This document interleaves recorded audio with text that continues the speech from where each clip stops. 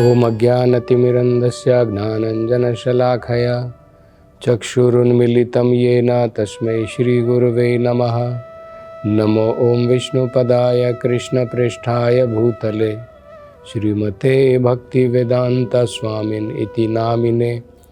नमस्ते सरस्वते देवे गौरवाणी प्रचारिणे निर्विशेषा शून्यवादी पाश्चात्य देशतारिणे। जय श्री कृष्ण चैतन्य प्रभु नित्यानंद श्री अद्वैत गदाधर श्रीवासदि गौर भक्तवृंद। हरे कृष्णा कृष्ण कृष्णा हरे हरे, हरे राम राम राम हरे हरे। हरे कृष्णा। आगे अब सुखदेव गोस्वामी जी क्रौंच द्वीप के बारे में बताते हैं।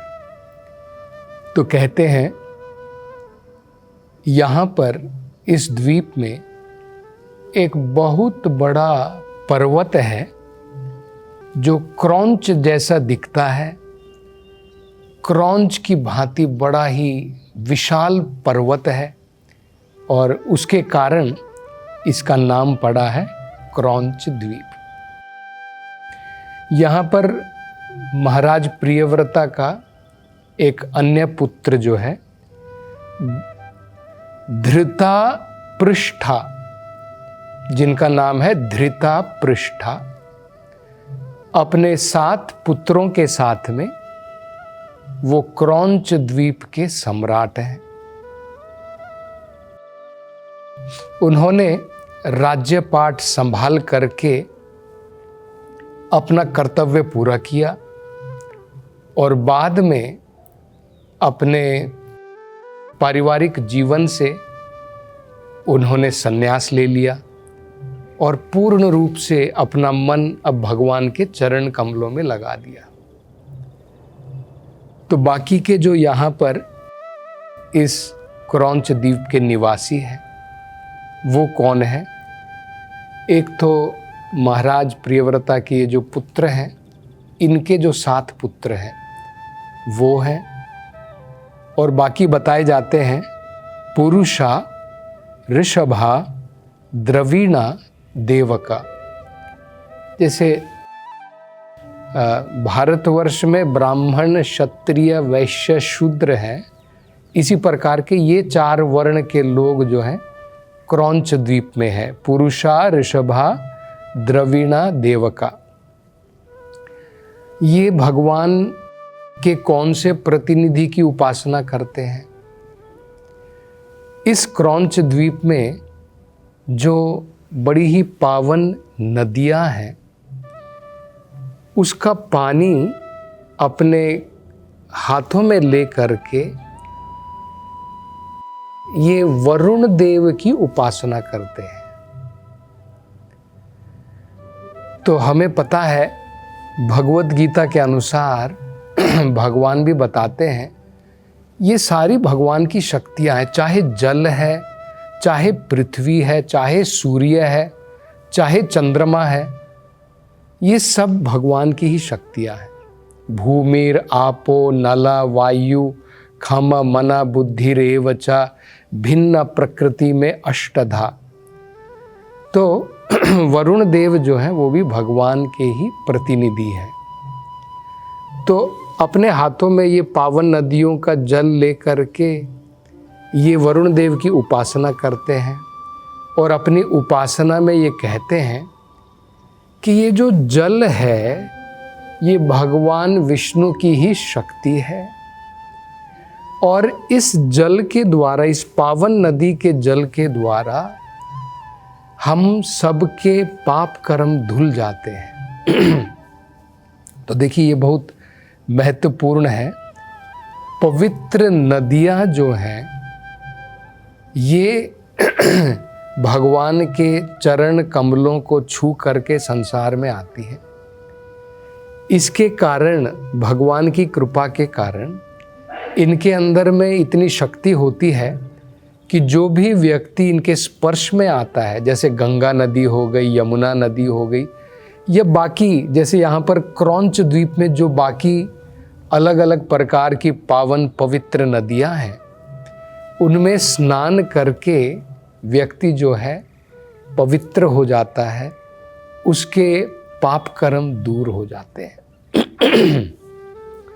तो वो यही कह रहे हैं कि आपके द्वारा हम भगवान विष्णु की उपासना कर रहे हैं, क्योंकि उनके द्वारा ही आपको ये शक्ति प्राप्त हुई है, जिसके कारण आप लोगों को स्पर्श करके उनके पाप कर्म को धो सकते हैं।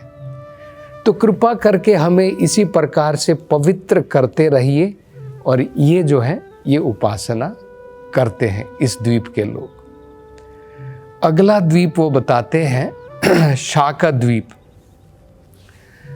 तो सुखदेव गोस्वामी जी कह रहे हैं कि शाका द्वीप में एक बड़ा विशाल, बड़ा ही खुशबू वाला, जिसमें बड़ी सुंदर महक है,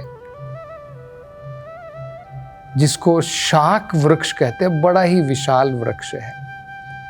उसके कारण इस द्वीप का नाम पड़ा है शाक द्वीप। तो यहाँ पर प्रियव्रता महाराज का, उनके एक पुत्र हैं मेधातिथि। तो मेधातिथि जो उनके एक पुत्र हैं, अपने 7 पुत्रों के साथ में यहाँ पर निवास करते हैं। मेधातिथि के बारे में भी बताया गया है कि उन्होंने अपनी जिम्मेदारियां निभा करके ये राज्य पाठ अपने पुत्रों को सौंप दिया है, और वो स्वयं भगवान की आराधना में लगे हैं। यहाँ के निवासी कौन हैं? जिस प्रकार से भारतवर्ष में ब्राह्मण, क्षत्रिय, वैश्य, शूद्र ये वर्ण के लोग हैं, इस यहाँ पर शाका द्वीप के निवासी भी 4 वर्णों में बांटे जाते हैं।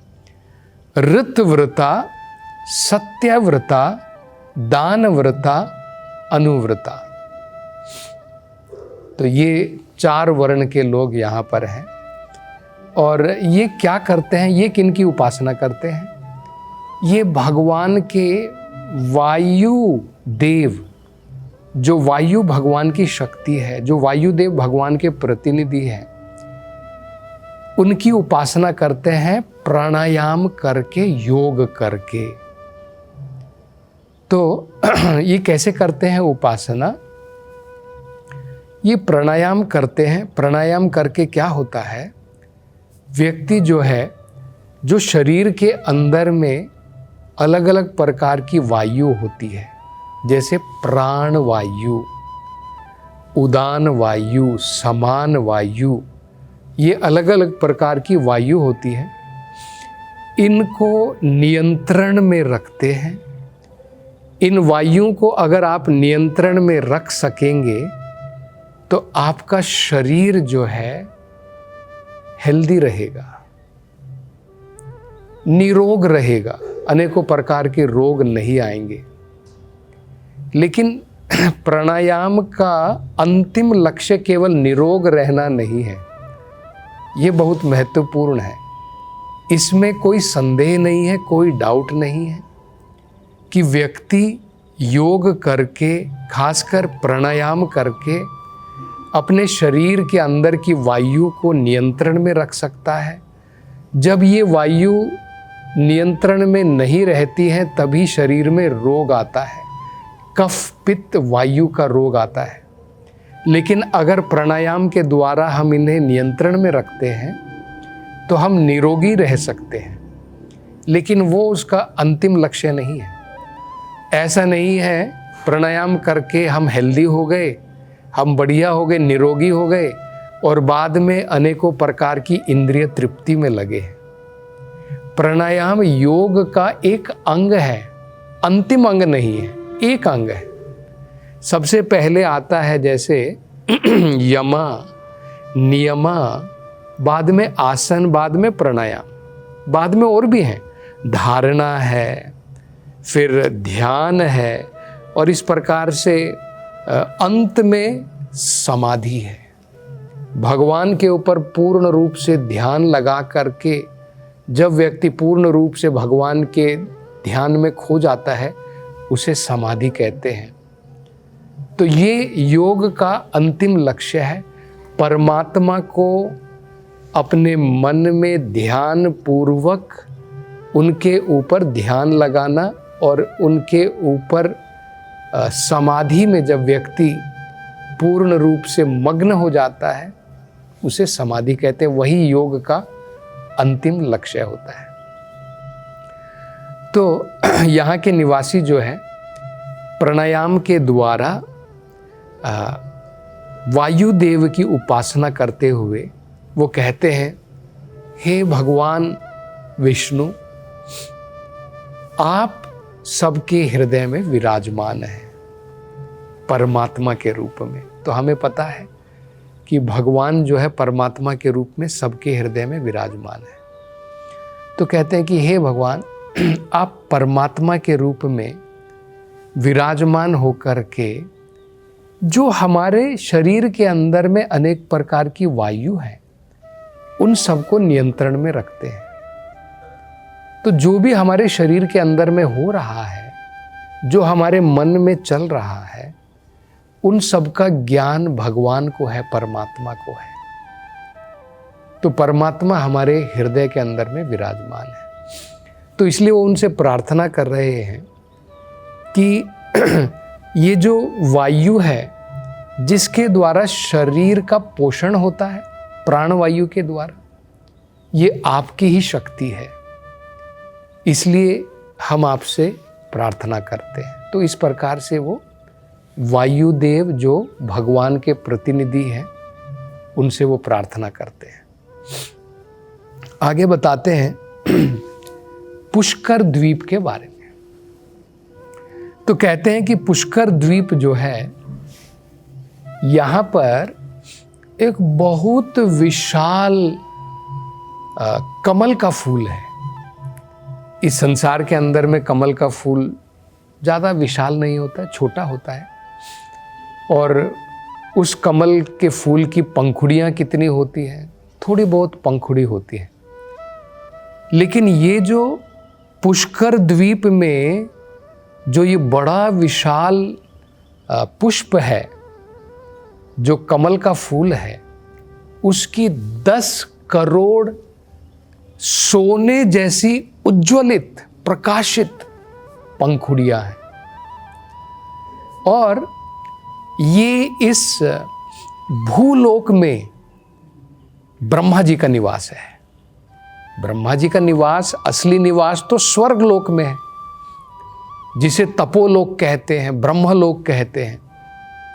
लेकिन इस भूलोक में भी, इस द्वीप में, पुष्कर द्वीप में, जो ये विशाल कमल का फूल है, इसके ऊपर ब्रह्मा जी का निवास है। और ये जो विशाल कमल का फूल है, इसके चारों तरफ बाकी देवताओं का निवास है। जैसे अग्निदेव का हो गया, वरुण देव का हो गया। और बताया जाता है कि यहाँ पर एक विशाल पर्वत भी है। इस पर्वत का नाम है मानसोत्तर। मानसोत्तर। तो ये एक विशाल पर्वत है। और कहते हैं इस विशाल पर्वत की चोटी पर सूर्य देव अपने रथ के ऊपर विराजमान होकर के मेरू पर्वत के चक्कर लगाते हैं। आज के साइंटिस्ट लोग सोचते हैं कि सूर्य एक स्थान पर रहता है, पृथ्वी और बाकी सारे ग्रह चक्कर लगाते हैं सूर्य के। वो ठीक है, लेकिन सूर्य भी अपने ऑर्बिट में, उसका भी अपना एक स्थान है जिसके अंदर में वो अपना चक्कर लगाता है। तो कहाँ चक्कर लगाता है? मेरू पर्वत के चारों तरफ। और देखिए, सूर्य के चक्कर लगाने से ही अलग अलग समय बट जाता है। कैसे बटता है ये भी शुकदेव गोस्वामी जी बता रहे हैं। जब सूर्य मेरू पर्वत की उत्तर दिशा में जब मेरू पर्वत की उत्तर दिशा की तरफ जब चक्कर लगाता है तो धीरे धीरे चक्कर लगाता है। कितना समय लगता है? पृथ्वी के हिसाब से 6 महीने लगते हैं। इसको कहते हैं उत्तरायण। अभी जैसे उदाहरण के तौर पर अभी हमने ये जो जनवरी में जनवरी 14 को हम जो अवसर मनाते हैं, संक्रांति जिसे कहते हैं, अलग अलग राज्यों में अलग अलग प्रकार से मनाया जाता है। लगभग उस समय से उत्तरायण शुरू हो जाता है और जून जुलाई तक लगभग 6 महीने उत्तरायण होता है। मतलब क्या है? इस समय सूर्य जो है मेरू पर्वत के उत्तर दिशा में चक्कर लगा रहा है और जब यही सूर्य मेरू पर्वत के दक्षिण दिशा में चक्कर लगाना प्रारंभ करता है उसे दक्षिणायन कहते हैं। तो साल जो है 2 में बट गया, 2 भागों में बट गया। 6 महीने 6 महीने, जनवरी से लेकर के लगभग जुलाई तक, जून या जुलाई तक जो है 6 महीने जो होते हैं ये उत्तरायण आता है। और दक्षिणायन जब आता है वो बाकी के 6 महीने जुलाई से लेकर के दिसंबर तक ये जो होते हैं इसे दक्षिणायन कहते हैं। इसका मतलब क्या है? ये पृथ्वी के ऊपर तो 6 महीने हो गए, इसका असली मतलब देवलोक में अलग होता है। पृथ्वी लोक में ये 6 महीने होते हैं, देवलोक में उनका सवेरे का समय होता है। देवताओं के सवेरे का समय हमारे 6 महीने के बराबर है। जब उत्तरायण होता है देवताओं का दिन होता है, जब दक्षिणायन होता है देवताओं की रात होती है। इसलिए उत्तरायण का समय श्रेष्ठ माना जाता है। तो और आगे सुखदेव गोस्वामी जी क्या बताएंगे, इसकी चर्चा हम अगली कथा में करेंगे। हरे कृष्णा। त्रिवेणी का ये संगम सारे पाप हर जाता है। कुंभ नहीं वरदान है, मोक्ष द्वार कहलाता है। प्रयागराज की ये धरती संतों का यहाँ रेला है। कण कण में यहाँ ज्ञान भरा ये महाकुंभ का मेला है। अमृत का रस छलकाए वो महाकुंभ है। जहाँ आस्था की धारा वो महाकुंभ है। नमस्कार, मैं हूँ सुरेश वाडकर। पवित्र त्रिवेणी संगम पर महाकुंभ मेला एक स्वर्णिम अवसर लेकर आया है, लेकिन हर कोई प्रयागराज नहीं पहुंच पाता। ऐसे भक्तों के लिए वृंदावन चंद्रोदय मंदिर एक विशेष मानसी स्नान और हवन सेवा का आयोजन कर रहा है। चलो साथ मिलकर इस स्वर्णिम अवसर का लाभ उठाएं, महाकुंभ में भाग लेने के साथ साथ चंद्रोदय मंदिर बनाएं। हरे कृष्ण।